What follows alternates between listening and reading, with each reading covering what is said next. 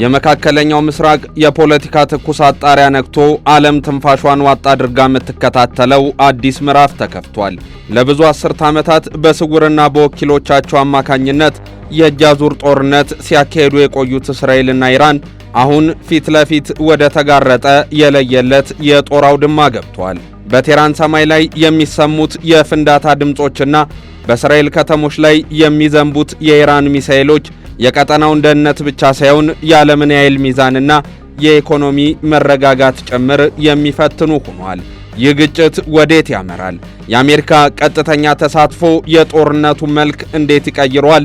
በሁለቱ ኃያላን መካከል የተቀሰቀሰው ይህ እሳትስ በዲፕሎማሲ ሊጠፋ ይችላል ወይስ ወደ ሶስተኛው የዓለም ጦርነት የሚያመራ የመጨረሻው ጥይት ነው የሚሉ ተነባባሪ ጥያቄዎች ዛሬም ግን ከመነሳት አልቦዘኑም። በመካከለኛው ምስራቅ ለዘመናት የታየው ስትራቴጂካዊ ትዕግስት ተሟጦና አልቆ ቀጠናው ወደማይታወቅ የጦርነት አዘቅት ውስጥ ከገባም ሳምንት ተቆጥሯል። በቴህራንና በሌሎች ቁልፍ የኢራን ከተሞች ላይ የተሰሙት ከባድ ፍንዳታዎች እንዲሁም ኢራን በእስራኤል ላይ የከፈተችው መጠነ ሰፊ የሚሳኤል ጥቃት ለዓመታት ሲፈራ የነበረውን ቀጥተኛ ጦርነት መጀመሩንም ያበሰረ ሆኗል። አሜሪካና እስራኤል በጋራ በመሆን በኢራን ወታደራዊና ስልታዊ ተቋማት ላይ ጥቃት በሰነዘሩ በስድስተኛው ቀን ቴህራን በመቶዎች የሚቆጠሩ ባሊስቲክስ ሚሳኤሎችን ወደ እስራኤል በመተኮስ ምላሽን ሰጥታለች። ይህ የክስተቶች መለዋወጥ ቀጠናዊውን ጂኦፖለቲካ ብቻ ሳይሆን ዓለም አቀፋዊውን የነዳጅ ገበያና የጸጥታ መዋቅር ጭምር ክፉኛ እያናወጠው ይገኛል። ይህ ግጭት በአንድ ጀንበር የተከሰተ ድንገተኛ ክስተት አይደለም። ከ1979 የኢራን አብዮት በኋላ ሲሆንም ከዛ ጊዜ በኋላ ምዕራባውያን የጎሪጥ መታየትን ጀምረው ከወዳጅነት ወደ ደመኛ ጠላትነት ግንኙነታቸውን ቀይረዋል። ኢራን እስራኤልን ትንሿ ሰይጣን እና ሕገወጥ መንግስት ስትል ትጠራታለች። በበኩሏ እስራኤል ኢራንን ለሕልውናዋ ዋነኛ ስጋት አድርጋ እንደምትመለከታት በተደጋጋሚ ገልጻለች። ባለፉት 10 ዓመታት ጦርነቱ ሲካሄድ የቆየው በሳይበር ጥቃቶች፣ በግድያዎችና ኢራን በምትደግፋቸው እንደ ሂዝቦላና ሐማስ ባሉ ቡድኖች አማካኝነትም ነበር። ሆኖም የሶሪያው የኢራን ቆንስላ ላይ የተፈጸመው ጥቃትና የሐማስ መሪ ኢስማኤል ሐኒዬ በቴህራን መገደል ኢራን ከጥላ በስተጀርባ የምታደርገውን እንቅስቃሴ ትታ ፊት ለፊት እንድትወጣ አስገድዷታል። ታዲያ ዓለም አቀፍ ዘገባዎች እነዚህን አዳምረው የትናንቱ ቴህራንን ያናወጠ የፍንዳታ ድምፅ ታዲያ በብዙ መንገድ የሚመነዘር ነው ይላሉ። በቴህራን የታዩት ፍንዳታዎች የኢራንን የአየር መከላከያ ስርዓትና የድሮን ማምረቻ ተቋማትንም ኢላማ ያደረጉ ነበሩ። አልጀዚራ በዘገባው የኢራን አብዮታዊ ዘብ የሰነዘረው የሚሳኤል ጥቃትም ከዚህ ቀደም ከታዩት ሁሉ በቁጥርም ሆነ በቴክኖሎጂ የላቀ ነው ብሏል።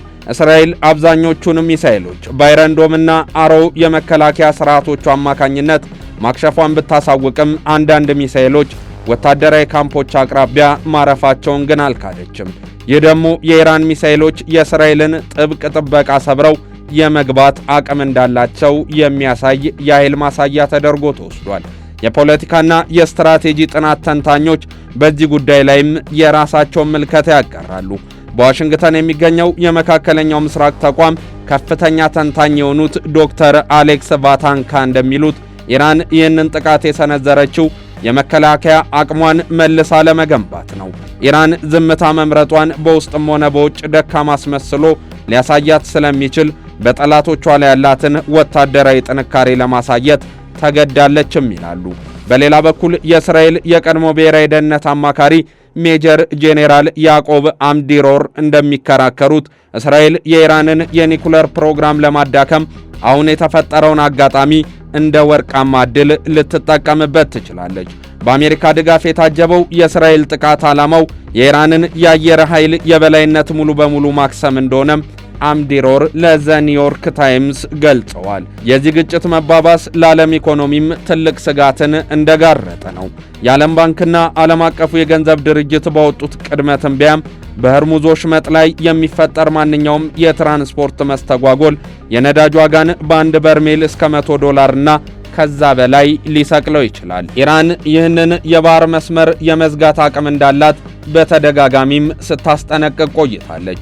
ይህም በዓለም ዙሪያ የዋጋ ግሽፈት ሊያስከትልና ታዳጊ ሀገራትን ለከፋ ኢኮኖሚ ቀውስ ሊዳርግ እንደሚችል እየተነሳ ነው። አሁን ቴህራን ሆርሙዝን ዘግታለች። በጉዳዩ ላይ የሚንጸባረቁ አስተያየቶችም በብዙ የሚነሱ ሆነዋል። የምዕራባውያን መገናኛ ብዙሃን ኢራን ቀጠናዊ መረጋጋትን የምታናጋና ሽብርተኝነትን የምታስፋፋ ሀገር አድርገው ሲስሏት፣ እንደ ኢርናና ፕሬስ ቲቪ ያሉ የኢራን መንግስታዊ ሚዲያዎች ደግሞ ድርጊቱን ከእስራኤልና አሜሪካ ወረራ ራስን የመከላከል ህጋዊ መብት አድርገው በዘገባዎቻቸው እያሳዩ ነው። እስራኤል ለህልውና ስልም አደርገው ትግል ነው ስትል፣ ኢራን ደግሞ የፍልስጤምና የሊባኖስ ህዝቦችን ከጭቆና ነፃ ለማውጣት የምከፍለው ዋጋ ነው ሚል አስተያየትንም ይሰነዝራሉ። እነዚህ ተቃራኒ እይታዎች ለዲፕሎማሲ መፍትሄ የሚቀረው እድል እጅግ ጠባብ መሆኑንም ያመላከቱ ተደርጓል። የአሜሪካ ሚናም በዚህ ግጭት ወሳኙ ነው። ፕሬዚዳንት ዶናልድ ትራምፕ ለእስራኤል ያለን ድጋፍ የማይናወጥ ነው ቢሉም ጦርነቱ ወደ ቀጠናዊ መጠነ ሰፊ ጦርነት እንዲያድግ እንደማይፈልጉ በተደጋጋሚ ሲገልጹ ተደምጧል። ይሁን እንጂ የአሜሪካ የጦር መርከቦችና አውሮፕላኖች በኢራን ላይ በሚሰነዘሩ ጥቃቶች መሳተፋቸው ዋሽንግተንን በቀጥታ የጦርነቱ አካል አድርጓታል። የነጩ ቤተ መንግስት ፖለቲከኞችም ይህንን ሲክዱ አልታዩም። የሩሲያና የቻይና አቋምም በጉዳዩ ላይ ከፍተኛ ተጽዕኖ አለው።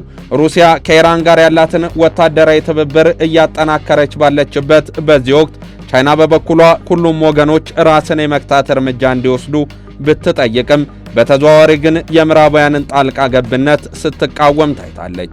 ወደፊት ምን ሊከሰት ይችላል የሚለው ዛሬም ግን ከፖለቲካ መድረኩ ያልወረደ ጥያቄ ነው። የመጀመሪያ ተብሎም የሚገመተው ግጭቱ አሁን ባለው ደረጃ ቀጥሎ ሁለቱ ወገኖች የዲፕሎማሲ መንገድን ፈልገው ወደ ቀደመው የእጃዙር ጦርነታቸው ሊመለሱ ይችላሉ የሚለው ነው። ሁለተኛውና እጅግ አደገኛው እስራኤል የኢራንን የኒኩለር ማበልጸጊያ ተቋማትን ኢላማ ካደረገች ኢራንም በከፍተኛ ኃይል ምላሽ በመስጠት ቀጠናውን ወደማይጠፋ እሳት ውስጥ ልትከተው ትችላለች የሚል። ሶስተኛው ዓለም አቀፉ ማህበረሰብ በተለይም የተባበሩት መንግስታት ድርጅትና የአውሮፓ ህብረት ጣልቃ በመግባት የተኩስ አቁም ስምምነት እንዲደረግ ጫና ሊፈጥሩ ይችላሉ የሚል ነው። ሆኖም እስካሁን ያለው ሁኔታ የሚያሳየው ግን ዲፕሎማሲያዊ ጥረቶች በወታደራዊ ጥንቻዎች መሸፈናቸውን የሚያሳይ ነው። በቴህራንና በእስራኤል ብሎም በአሜሪካ የተጀመረው ይህ ቀጥተኛ ግጭት የመካከለኛው ምስራቅን ታሪክ አዲስ ምዕራፍ እያጻፈው ይገኛል። ዓለም አቀፍ የዜና ምንጮችም እንደሚያመላክቱት በሚቀጥሉት ጥቂት ቀናት የሚወሰዱ እርምጃዎች የዓለምን ሰላምና ደህንነት ለሚቀጥሉት 10 ዓመታት የሚወስኑ ይሆናሉ። የኃይል እርምጃው እየበረታ በሄደ ቁጥር የሰላም ተስፋው እየደበዘዘ መምጣቱ ደግሞ የማይቀር እውነታ ይመስላል። መካከለኛው ምስራቅ በብዙ እየተሰጋ ነው። ይህንን ዓለም አቀፍ ትንታኔ ስናዘጋጅ ሬውተርስን፣ አልጀዚራን፣ ዘ ኒውዮርክ ታይምስንና ቢቢሲን በዋቢነት ተጠቅመናል።